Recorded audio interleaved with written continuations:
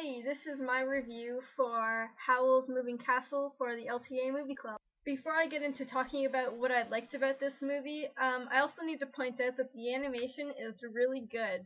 It's kind of like a cross between anime and Disney. Like, obviously this movie is an anime and it's dubbed, that's why the mouths don't exactly match, but it seems like a cross between the two. The characters look like they have Disney eyes and their expressions are so, I don't know, it reminds me of Disney, and yet their facial features are that of anime characters. And it's really interesting overall, and I really like the animation. That's kind of what pulled me in to want to watch this. It just looked really neat. So not only did the animation draw me in, it was also who played the characters.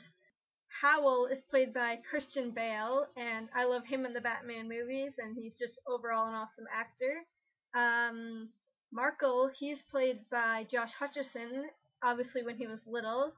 Calcifer, I thought he was played by Timon from The Lion King, but it's actually the guy that plays Mike Wazowski from Monsters, Inc., so I was really happy with that, and that just made me like the characters even more. The voices fit perfectly with each person, and Sophie's voice, the woman that played her voice, was awesome. For her young voice and her old voice, it was great. So the story kind of begins with Sophie and just her daily routine, and one day she's walking in a back alley and these guards totally creep on her. They have like the happiest expressions and yet their voices are so creepy. And then she runs into Howl and he's kind of like, okay, come with me, disguise, sort of thing. And then the black things chase her. I don't know what they are, I guess they're the henchmen of the queen. Why do they have top hats? What purpose does that serve? And I guess this is set where there's not exactly electricity, and it's kind of a world where there's magic, witches and wizards and things like that, and I like magical type movies where things aren't real, but it's pretty neat. And then I'm assuming the Witch of the West has seen Sophie encounter Howl, and maybe she's jealous, so that's why she goes into her hat shop and turns her into an old woman, because she's jealous of her youth. I think that's why the evil Witch of the Waste, not West, turns her into an old woman. I also need to say that the Witch of the Waste, she is the most beautiful woman I've ever seen. She looks like Jabba the Hutt. I was really disturbed by her 50 chins, and it just kept getting worse. I also don't understand how, first of all, she fits in her little carriage thing, and secondly, how her henchmen can run and carry her big fat ass all the way across the road. I don't get it. Those things are talented if they can do that. So when Sophie is transformed into an old woman, she kind of walks like a Tyrannosaurus Rex. I also like that the only time Sophie is really concerned that she's turned into an old woman is right after it happens. She just kind of paces the room and is like, gotta be calm, Sophie, gotta be calm. It'll be okay. Just stay calm, Sophie, stay calm.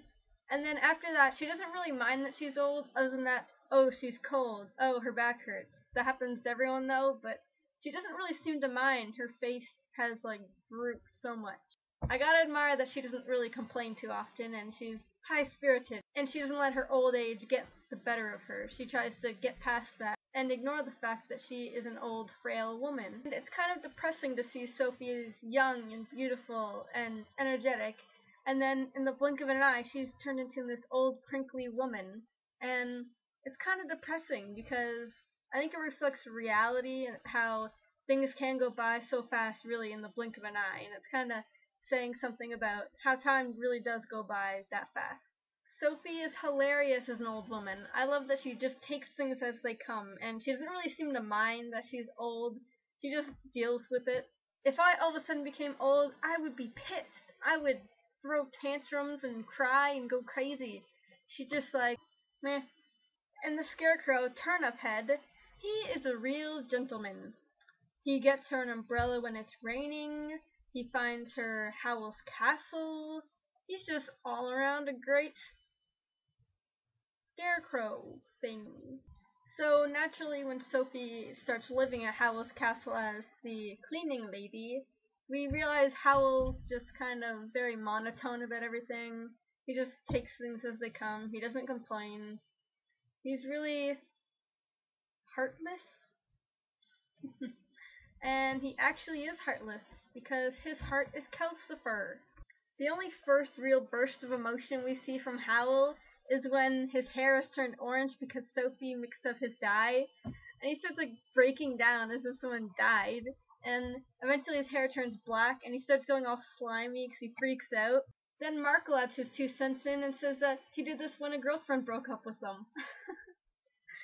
I would be really worried if something actually terrible happened to him. He gets really depressed easy.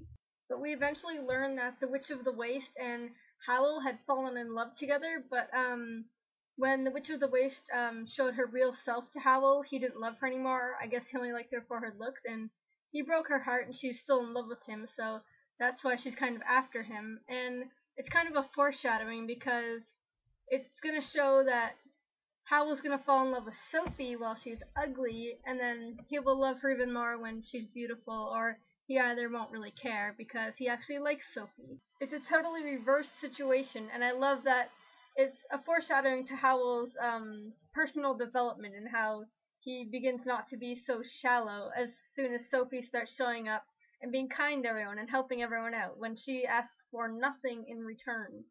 So there's this one part where Howl is supposed to go meet with the Queen, and so he decides to send Sophie and say it's his mother. And when Sophie gets to the steps, she runs into the Witch of the Waste, and they have to walk up the stairs. And Sophie has to carry the dog that followed her, which is the Queen's little hench dog or something.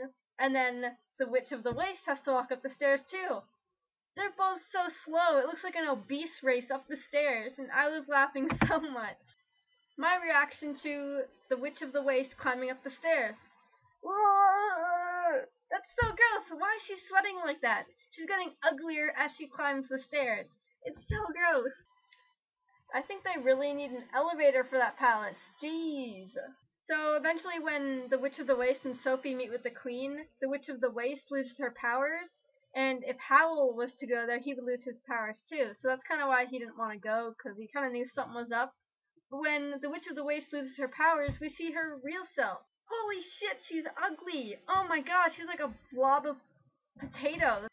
But when Sophie is speaking to the Queen for Howl, she starts to change back into a little bit of her younger self. And this makes us realize that when she talks about Howl or anything like that, she begins to turn young again. It's as if her love for Howl suppresses the curse that the Witch of the Waste put on her. And that's a really cool concept. I really like that idea. So as long as she's with Howl, she'll be young.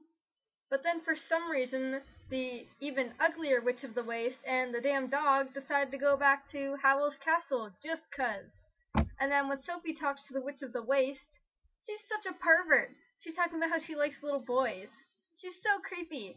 And then all she does is stare creepily at Calcifer. Like, what the frig, lady? Something is wrong with her, I think.